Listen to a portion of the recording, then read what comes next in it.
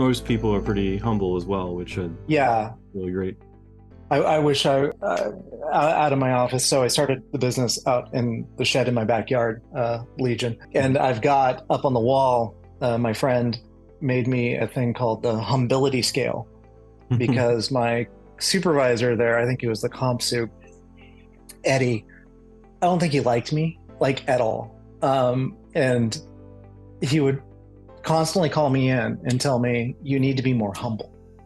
Like, you just need to be, like, dial it down. And I didn't know what that meant at that time. I wasn't, like, in that space. And so I told my buddy about it, who sat across from me, doing some 3D stuff, dynamics. And he made me, I came in one day and he had this, like, humility scale. And it's, like, literally just humility scale, a gradient, and a yellow sticky that you move up and down. It's like, are you more humble today? And towards the end of the project, Eddie walks over and he looks at it and he goes, humility scale.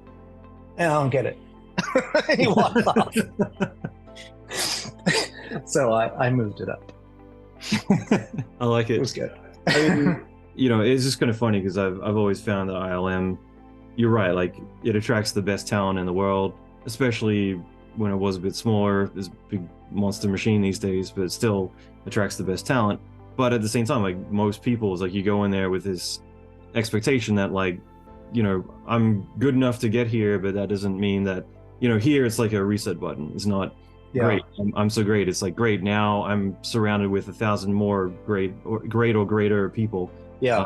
But then there's occasionally, one or two people come in who are just kind of just ego, and it's just, I've always found that hilarious in dailies when it's just someone who's telling John Knoll or Dennis Muren or Pablo Hellman, like, no, you don't understand. Let me lecture you about, like, why, my shit is correct and not wrong. And it's just kind of like, take a step back and realize where you're at, I fortunately never defended my work because I did know that much. I was smart enough to know that. But I did, in front of John Knoll, say, do you think it's the Fresnel pass? And then I, like, my brain, it came out. And my brain's like, no, you idiot. Fresnel. I meant to say, God damn it. You gotta recite the whole Fresnel table just to be like, I know what I'm doing, I swear.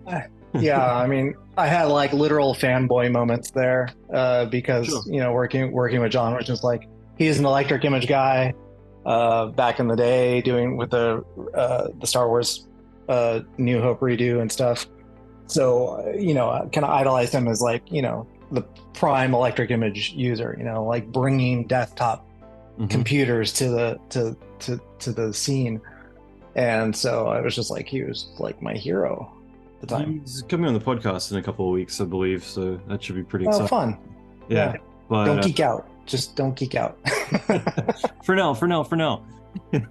If you mentioned, like, oh, there's one guy, this one time.